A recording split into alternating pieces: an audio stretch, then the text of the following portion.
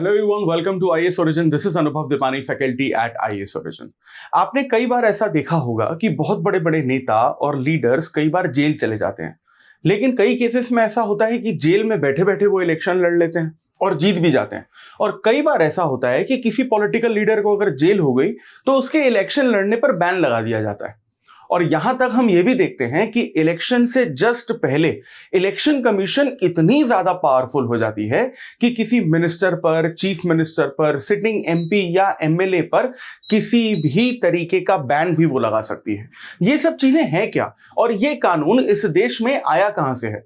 दरअसल हम सारी चीजों को अगर मिलाकर एक कानून की बात करें तो उसे हम कहते हैं रिप्रेजेंटेशन ऑफ पीपल एक्ट 1951, जिसे हम आरपीए 1951 के नाम से भी जानते हैं। इंडिया में आप इलेक्शन से रिलेटेड या फिर चुनाव से रिलेटेड किसी भी तरीके के जो कानून देखते हैं, उसमें अगर किसी भी तरीके से आपको किसी का रोल बढ़ाना है या कम करना है, इन सब की पावर आपको इलेक्शन कमीशन में ही मिलेगी, वो भी आरपीए 1951 के कानून के तहत। So IAS Origin is coming up with the new UPSC GS batch, जिसमें आपको लाइव क्लासेस, रिकॉर्डेड लेक्चर, आपको बहुत सारा एक्सेस में मिलेगा, हार्ड कॉपी मटेरियल जो आपके घर तक आपको पहुंचाया जाएगा, डाउट रिजोल्यूशन क्लासेस और टॉपर सेशंस और आंसर राइटिंग जैसे बहुत सारे फीचर्स हैं। सभी फीचर्स को डिटेल में जानने के लिए डिस्क्रिप्शन में जो लिंक दिया गया है उसे क्लिक करिए और आईएएस ओरिजिन के ऑफिशियल नंबर पर कांटेक्ट करिए। इस कानून को थोड़ा सा डिटेल में समझने की कोशिश करते हैं। देखिए, जो आरपीए एक्ट 1951 है वो इन 5 तरीके के फीचर्स को बहुत स्पष्ट रूप से हमारे सामने लगता है, जैसे कि administrative machinery dealing with the elections, या फिर इलेक्शन से रिलेटेड अगर कुछ ऑफेंसेस हो चुके हैं, या फिर अगर एमपीज या एमएलएस के बीच में इलेक्शन से रिलेटेड कोई डिस्प्यूट है कि मैं हारा नहीं हूं, मैं जीता हूं, तो इन डिस्प्यूट्स को सॉल्व करने की रिस्पॉन्सिबिलिटी भी इलेक्शन कमीशन को दी जाती है। यहां तक कि बाय इलेक्शन जैसी चीजें और पॉलिटिकल पार्टीज का रजिस्ट्रेशन भी आरपीए 1951 के अंडर ही आता है। अब इसको थोड़ा सा डिटेल में समझने की कोशिश करते हैं। यहां पर जो आपको बाय इलेक्शन दिख रहा है, ये ओरिजिनली 1951 में नहीं था, लेकिन इसे बाद में सेंट्रल इलेक्शन कमीशन के द्वारा जोड़ा गया। बाय इलेक्शन का मतलब होता है उपचुनाव। अब जैसे आप अपने एरिया के लोकसभा या विधानसभा मेंबर को 5 साल के लिए चुनते हैं।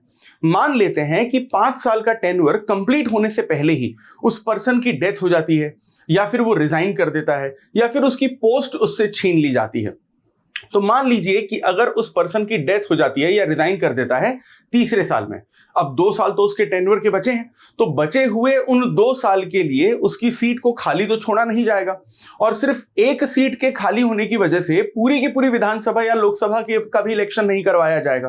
तो सिर्फ सिंगल अकेली उस सीट के लिए इलेक्शन करवाया जाता है, वो भी बचे हुए 2 साल के टेन्योर के लिए, और इसी को हम लोग कहते हैं बाय इलेक्शन या उपचुनाव। ये डेफिनेशन 1951 के आरपीए में हमें देखने को मिलती है, जो सेंट्रल इलेक्शन कमीशन के द्वारा जोड़ी गई थी। यहां तक कि अगर किसी भी तरीके के इलेक्शन ऑफेंस होते हैं तो उस पर भी इलेक्शन कमीशन एक बहुत कड़े स्टेप ले सकती है। एग्जाम्पल के तौर पे 2019 के लोकसभा इलेक्शंस के दौरान जब चुनाव का प्रचार प्रसार या प्रमोशन चल रहा था, तो उस वक्त के 2 सिटिंग चीफ मिनिस्टर, बंगाल की चीफ मिनिस्टर ममता बनर्जी और उत्तर प्रदेश के चीफ मिनिस्टर योगी आदित्यनाथ ने कुछ काइंड ऑफ भड़काऊ भाषण दिए थे, जो इलेक्शन कमीशन की नजरों में गलत थे।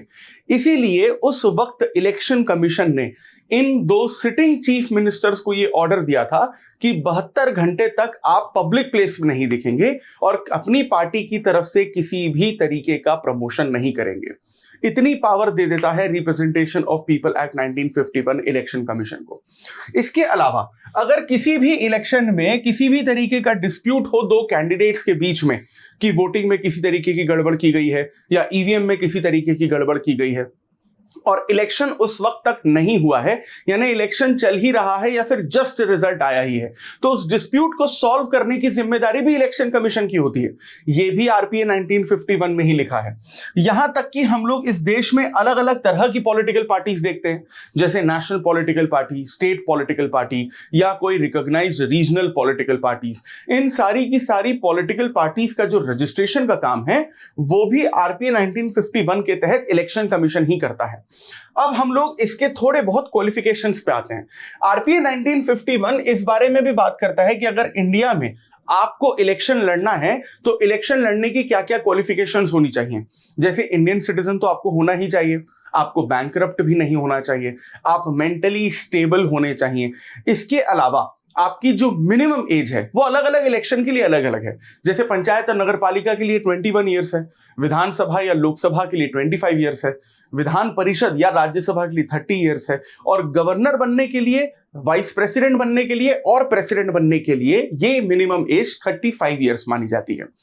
इसके अलावा अगर हम लोग सेक्शन 126 की बात करें तो यहां पर इलेक्शन कमीशन इस आरपीए 1951 के अंडर यह कहती है कि जिस दिन आपका इलेक्शन है लोकसभा का या विधानसभा का, उससे जस्ट 48 आवर्स पहले प्रमोशन पूरी तरीके से खत्म कर दिया जाना चाहिए पॉलिटिकल पार्टीज का, यानी प्रचार प्रसार रोक दिया जाना चाहिए।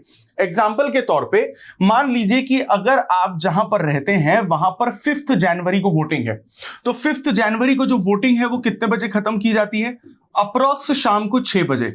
तो 6 बजे से आप 48 आवर्स माइनस कर लीजिए, यानी कि 3 जनवरी को शाम को 6 बजे तक पॉलिटिकल पार्टीज जो हैं वो अपना प्रचार प्रसार पूरी तरीके से बंद कर देती हैं। यह भी आरपीए 1951 में लिखा हुआ है। इसके अलावा मॉडल कोड ऑफ कंडक्ट भी लागू किया जाता है, जिसे हम लोग आचार संहिता के नाम से जानते हैं। जिस दिन चीफ इलेक्शन कमिश्नर यानी कि central chief election commissioner national press conference में इलेक्शंस की डेट डिक्लेयर कर देते हैं कि आने वाले 2 महीने बाद, 2.5 महीने बाद या 3 महीने बाद इलेक्शंस होने वाले हैं, उसी दिन से model code of conduct implement हो जाता है, यानी कि आचार संहिता इंप्लीमेंट हो जाती है। अब मॉडल कोड ऑफ कंडक्ट में हजारों किस्म के जो नियम कानून हैं उनको इंप्लीमेंट कर दिया जाता है। एग्जाम्पल के तौर पर कि सरकार कोई नई स्कीम नहीं लेकर आ सकती या नई पॉलिसी नहीं लेकर आ सकती, या फिर किसी भी तरीके के कोई ऐसे काम नहीं कर सकती, कोई इंप्लीमेंटेशन नहीं कर सकती जो बेसिकली सरकार के काम कम लगे लेकिन लोगों को दिया जाने वाला जो लालच है वो ज्यादा लगे। या फिर इसके अलावा आप एक लिमिट से ज्यादा कैश कैरी नहीं कर सकते, या फिर जो अल्कोहल डिस्ट्रीब्यूशन होता है या फिर अल्कोहल की बेसिकली जो दुकानें होती हैं उस पर एक तरीके से बहुत सारी रेस्ट्रिक्शन लगा दी जाती है।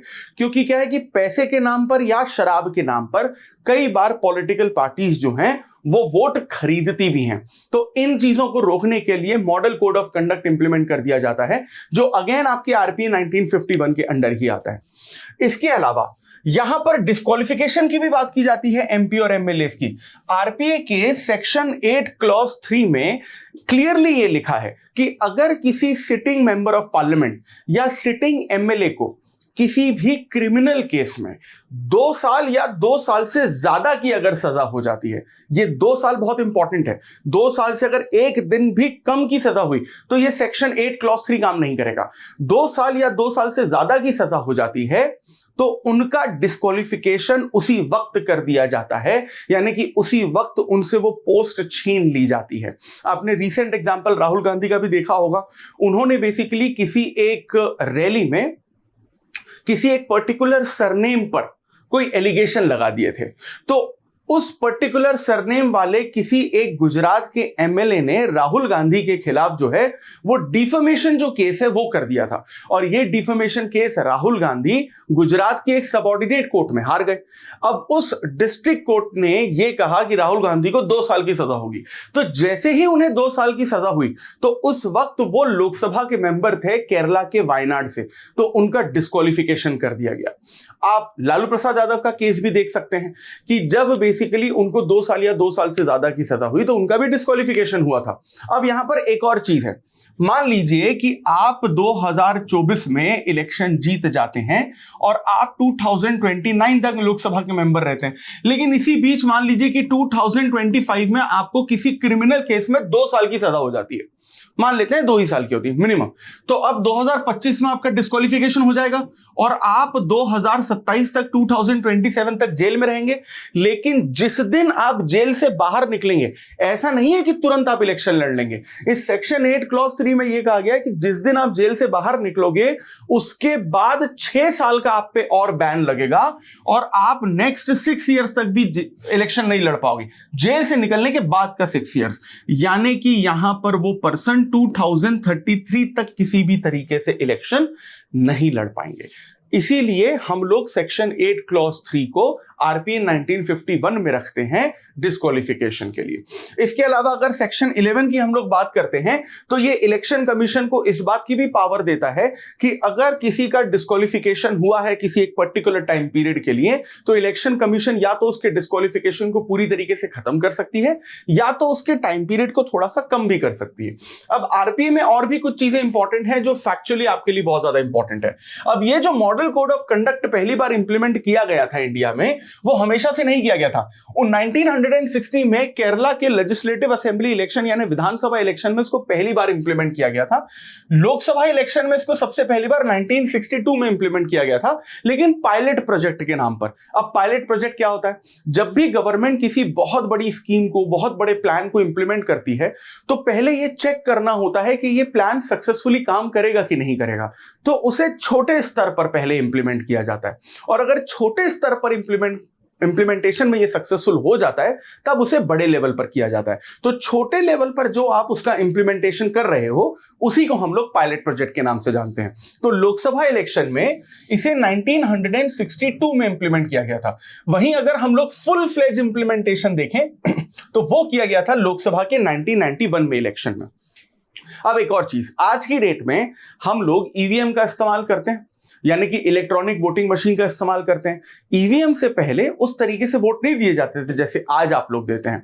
उससे पहले एक बेसिकली लोहे का बक्सा होता था किसी भी पोलिंग बूथ पे, वहां पर आपको एक पर्चा दिया जाता था, जिस पॉलिटिकल पार्टी को आपको वोट देना है उसके सिंबल के आगे आप ठप्पा या निशान लगाकर आते थे। उस पर्ची को मोड़ा जाता था और उस जो बॉक्स है, जो आयरन बॉक्स था, उसमें उस पोलिंग बुक्स में उसको डाल दिया जाता था।